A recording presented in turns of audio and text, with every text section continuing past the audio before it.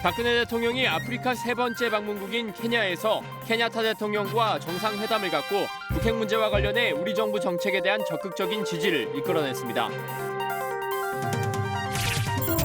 6월 호국 보훈의 달을 맞아 국가보훈처는 보훈은 살아있는 사람의 책임, 호국은 우리 모두의 의무라는 슬로건으로 다양한 호국 보훈 사업을 펼칩니다. 국방부가 장병들의 자긍심 고취를 위해 국민이 참여하는 땡큐 솔저스 캠페인을 전개합니다. 시청자 여러분 그리고 장병 여러분 안녕하십니까? 국방뉴스를 전해드립니다. 박근혜 대통령이 아프리카 순방 세 번째 방문국인 케냐에서 케냐타 대통령과 한케냐 정상회담을 갖고 북핵 문제와 경제 협력 방안을 집중적으로 논의했습니다. 특히 북핵 문제와 관련해서는 우리나라 정책에 대한 케냐 정부의 적극적인 지지를 이끌어냈는데요. KTV 정유림 기자가 전해드립니다. 북핵 문제 해결을 위해 대한민국의 대북 정책을 적극 지지하겠다. 한 케냐 정상회담에서 케냐타 케냐 대통령은 북핵 문제 해결을 위해 우리의 대북 정책을 적극 지지할 것이라며 유엔 안보리 결의에 충실한 이행을 약속했습니다. 케냐타 대통령은 북한의 4차 핵실험과 장거리 미사일 발사를 규탄하며 도발 행위를 중단할 것을 북한에 촉구했습니다. 박근혜 대통령은 이에 감사의 뜻을 표하며 안보리 결의의 효율적 이행을 위해 케냐 측의 지속적인 협조를 기대한다고 말했습니다. 양국 정상은 경제협력 방안에 대해서도 집중 논의했습니다. 케냐의 중장기 발전 계획인 비전 2030에 따라 건설되는 전력, 도로 등 대규모 인프라 사업에 협력을 강화하기로 했습니다. 이에 따라 5천억 원 규모의 지열발전소 건설 사업에 우리 기업의 수주가 유력해졌습니다. 또 케냐의 산업단지에 79만 제곱미터 규모의 한국 시범단지 조성과 함께 남수단 에티오피아와 운송망을 구축하는 랍셋 프로젝트에 우리 기업이 참여하는 방안도 적극 검토하기로 했습니다. 이어진 오찬에서 박 대통령은 케냐 속담을 인용해 상생 협력을 강조했습니다. 케냐 속담에 무코노 모자 하우친지 농베라는 말이 있는데 한 손으로는 소를 잡을 수 없다는 뜻이라고 합니다. 대한민국은 케냐의 친구이자 동반자로서 케냐의 발전 과정에 함께해 나갈 것입니다. 케냐타 대통령은 한국의 발전상을 호랑이에 비유하며 성공 뒤에는 큰 노력이 있었다고 언급했습니다.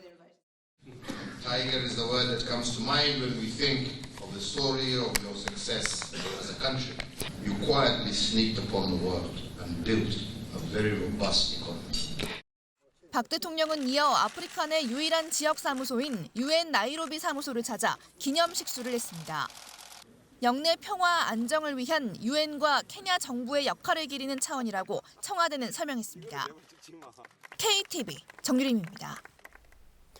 국가보훈처가 6월 호국보훈의 달을 맞아 호국 정신을 확산시키기 위한 다채로운 행사를 마련했습니다.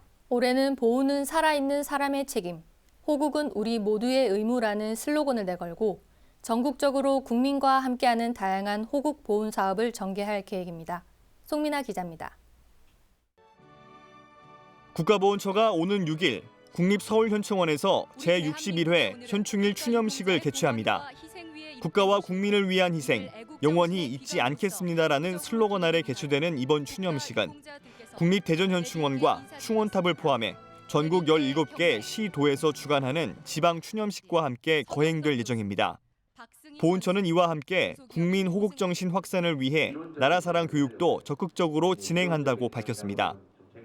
국가 수호에 책임이 있는 공직자들을 필두로 현충일부터 정전협정일인 7월 27일까지 집중 교육을 실시한 뒤 각 부처와 지속적인 협조를 통해 교육을 정례화해 나갈 계획입니다. 교육 효과를 높이기 위한 대상별 맞춤형 프로그램도 마련됐습니다. 초등학생을 대상으로 하는 일일 보훈교실과 중고생들을 위한 나라사랑 체험교육, 대학생 대상 나라사랑 특성화 대학 등 다양한 교육 프로그램을 준비했습니다. 특히 25일에는 안보가 무너지면 국가도 국민도 없습니다라는 주제로 6.25 전쟁 66주년 행사를 개최해 국민 정신전력 강화의 기회로 삼을 계획입니다. 7월에는 함께 지켜온 대한민국, 함께 나아갈 통일 한국을 주제로 제63주년 정전협정과 유엔군 참전의 날 기념식을 열고 유엔군 참전용사와 후손들을 초청해 보훈의 대한민국 이미지를 세계에 전할 계획입니다. 국방뉴스 송민아입니다. 국방부가 군인들에게 자긍심을 심어주기 위한 땡큐 솔저스 캠페인을 추진합니다. 스타 장병 응원단장 임명식으로 시작된 이번 캠페인은 국민 참여와 장병 사랑의 목적을 두고 진행됩니다. 강경일 상사의 보도입니다. 이번에 추진하는 땡큐 솔저스는 국가를 수호하고 국민을 보호하는 국군 장병들에게 국민의 응원을 통한 소통과 신뢰를 기반으로 진행되는 쌍방향 캠페인입니다. 국방부는 이번 캠페인의 상징성과 지속성, 그리고 통일성을 부여하기 위한 브랜드 통합 이미지를 제작해 보도자료와 기념품, 행사 인쇄물 등 온오프 채널을 통해 다양하게 활용할 예정입니다. 이번 캠페인은 아이돌 그룹인 라붐의 스타 장병 응원단장 임명식으로부터 시작됐습니다. 문상균 국방부 대변인 주관으로 열린 임명식은 땡큐 솔저스 캠페인과 응원단장 라붐 소개에 이어 임명패 수여, 포토타임 순으로 진행됐습니다. 국군 장병들을 위해 응원단장을 자처한 라붐은 6월 한 달 동안 15차례 걸쳐 육해공 해병대 최전방 부대를 깜짝 방문해 장병들에게 새로운 활력소를 불어넣을 예정입니다. 네, 저희가 장병 응원단장이 됐다는 게 굉장히 신기하고 즐거운 일인 것 같아요. 6월 동안 열심히 저희가 활동하면서 장병분들에게 좋은 에너지를 많이 얻을 수 있을 것 같아서 굉장히 기대가 됩니다. 국군 장병들 모두 화이팅! 한편 캠페인의 일환으로 국군의 헌신과 존재 이유를 주제로 한 2016 대한민국 국군 영상광고 아이디어 공모전이 6월 17일까지 열립니다. 이어 6월 24일에는 LG 트윈스 프로야구단과 함께 군인의 헌신을 기리는 장병 시구 행사도 갖습니다. 북한의 지뢰 도발로 부상을 입은 하재현, 김정원 하사가 도발 당시 작전에 참여했던 소대원, 치료를 도운 군의관과 함께 시구자로 나설 예정입니다. 이외에도 기업과 민간단체 등 다양한 사회적 네트워크가 동참하는 캠페인을 지속적으로 추진할 계획입니다. 국방부는 이번 장병사랑 캠페인이 일회성이 아닌 사회문화운동으로 확산될 수 있도록 장기적인 관점에서 추진하기 위해 캠페인에 동참하기를 원하는 다양한 단체와 협의 중에 있다면서 앞으로도 군인이 존중받는 사회적 분위기가 형성될 수 있도록 국민과 함께하는 소통과 협력을 전개해 나가겠다고 밝혔습니다. 국방뉴스 강경일입니다. 강원도 태백시 태백중학교는 6.25 전쟁 당시 127명의 학도병을 배출해 학도병의 성지로 불리는데요.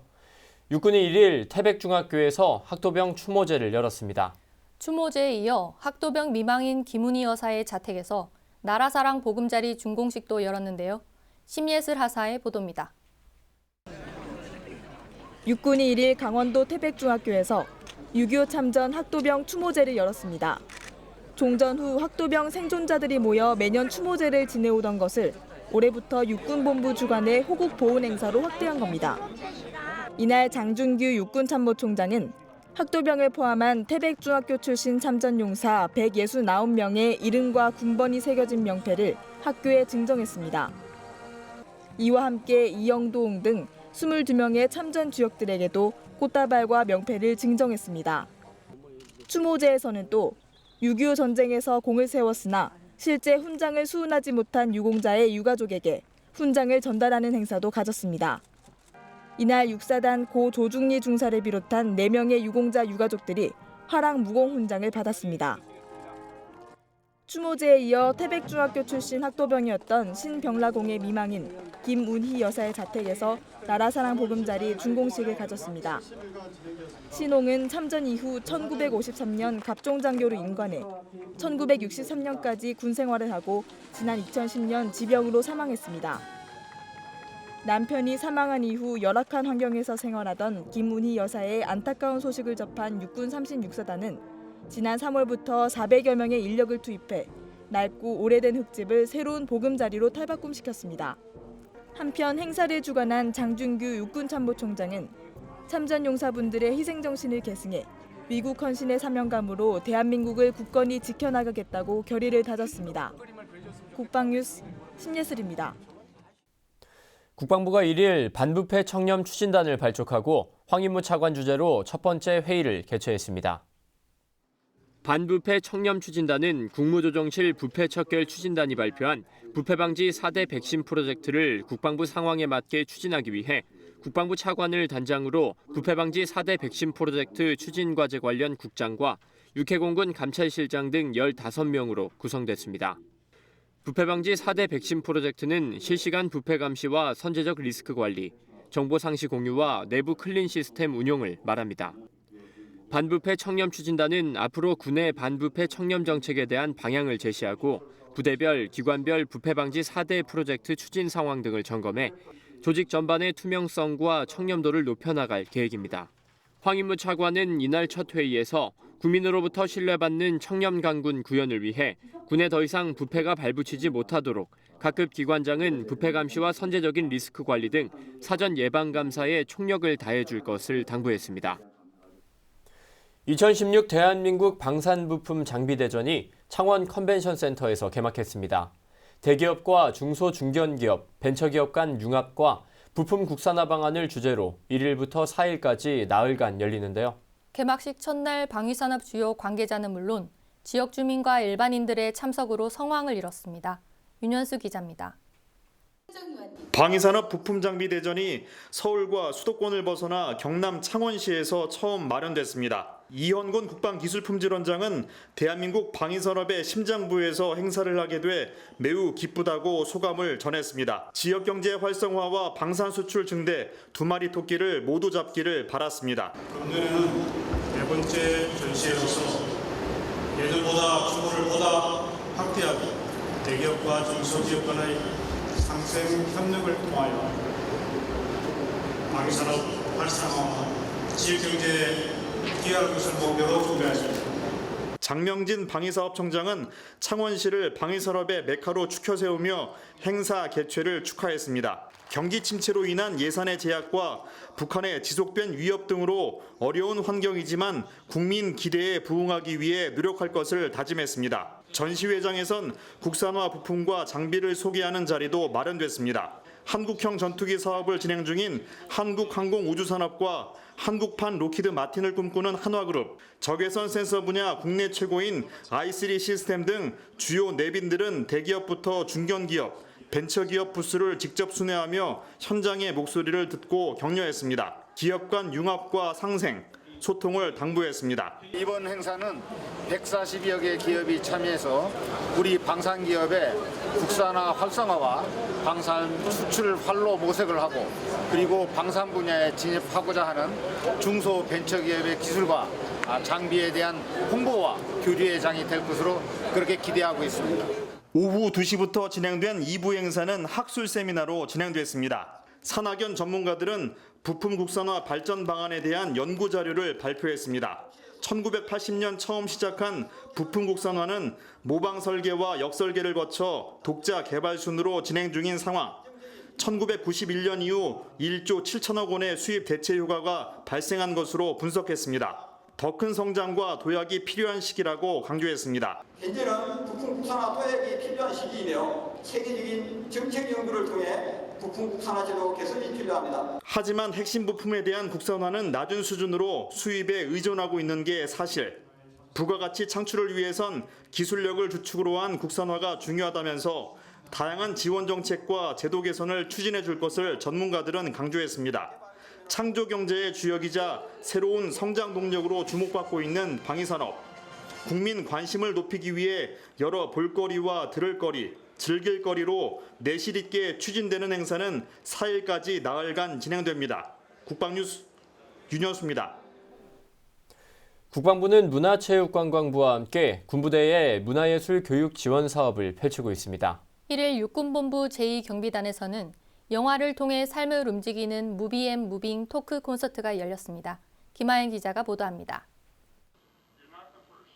인생의 희로애락을 모두 담아내며 우리의 삶의 의미와 영감을 제시하는 영화. 최근 국방부는 단순히 오락의 차원을 넘어 영화를 심리적 안정과 자기 성찰에 활용하려는 시도를 하고 있습니다. 육군본부에서 열린 무비 앤 무빙 토크 콘서트는 예술 치료와 교육을 연구하는 글로벌 아트 앤 프렌즈에서 제공하는 문화예술 교육의 일환으로 열렸습니다. 영화를 보고 그 주제에 맞게 토론과 미술 등 다양한 프로그램을 진행하며 군 생활뿐만 아니라 인생의 의미를 발견하는 데 그 목적이 있습니다. 삶에 대해 고민할 수 있는 그런 시기라고 생각하거든요. 그래서 잠시나마 내가 왜 이 훈련을 받고 있고 또 내 삶이 왜 가치가 있는지 그런 것들을 조금이라도 돌아볼 수 있는 그런 의미를 좀 발견할 수 있는 그런 시간이 되었기를 저는 소망하면서 희망하면서 강의를 진행을 했습니다. 이날 토크 콘서트에 참석한 장병들은 트루먼 쇼와 행복을 찾아서 제리 맥과이어 등 명화의 명장면을 함께 감상하고 강연을 들으며 행복과 사랑의 의미를 다시 한번 스스로 일깨웠습니다.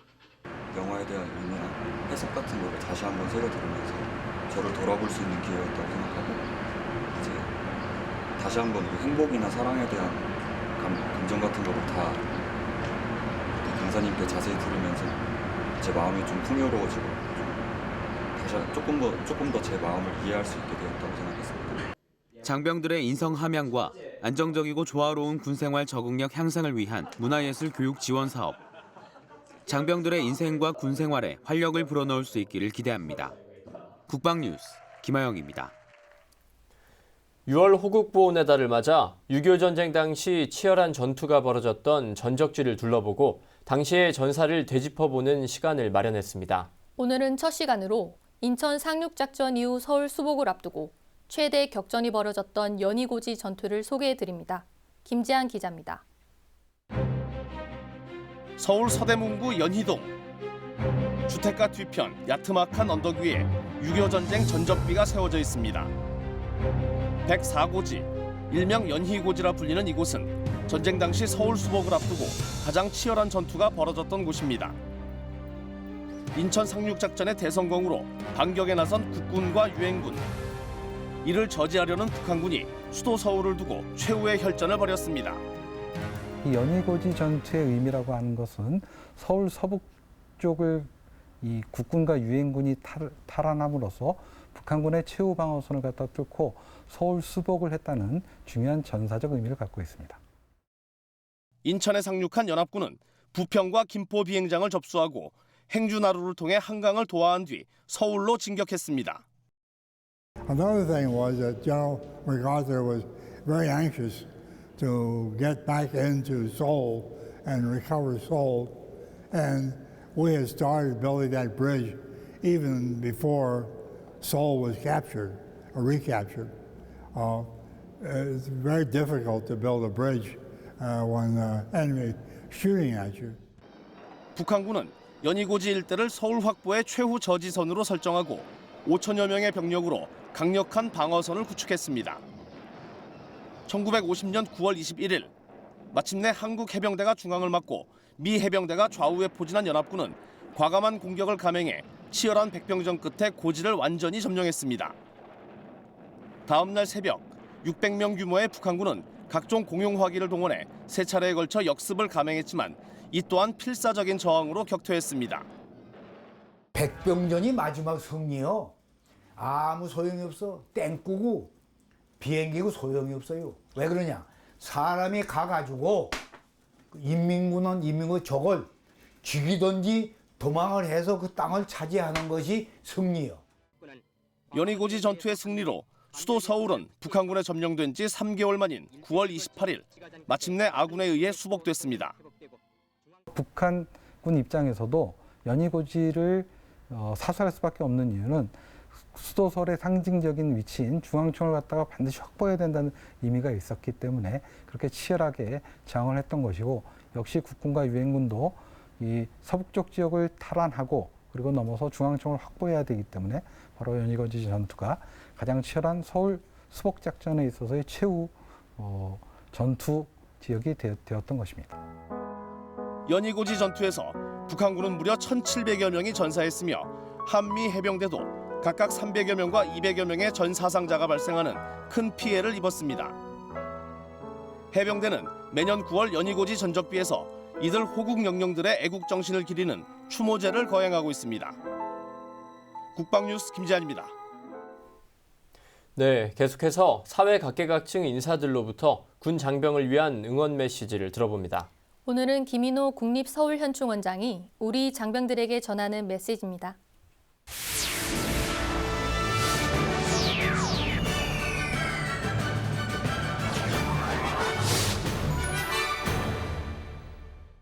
국군 장병 여러분, 안녕하십니까? 국립서울현충원장 김인호입니다. 북한의 4차 핵실험과 미사일 발사 등 국가 안보적으로 대단히 어려운 상황에서 조국 수호를 위해 최선을 다하고 있는 여러분들이 노고에 깊은 감사를 드립니다. 국민의 한 사람으로서 계속된 긴장 속에서 근무하고 있는 여러분들이 힘들지 않을까 염려가 되기도 합니다. 그렇지만 여러분들의 저력을 잘 알고 있기에 힘든 상황을 잘 이겨내리라고 믿습니다. 이곳 국립서울현충원은 국가와 민족을 위하여 돌아가신 순국선열과 호국영령을 모시는 국가의 성역입니다. 우리 현충원은 순국선열과 호국영령의 영현을 안장하고 관리하며 참배 행사를 주관하고 추모의식을 지원하고 있습니다. 또 자라나는 청소년들에게 나라 사랑 정신과 호국 정신의 함양을 위한 교육 장소로서도 그 역할을 해오고 있습니다. 6월은 호국 보훈의 달입니다. 그러다 보니 순국선열과 호국 영령을 모시는 현충 원장으로서 감회가 남다릅니다.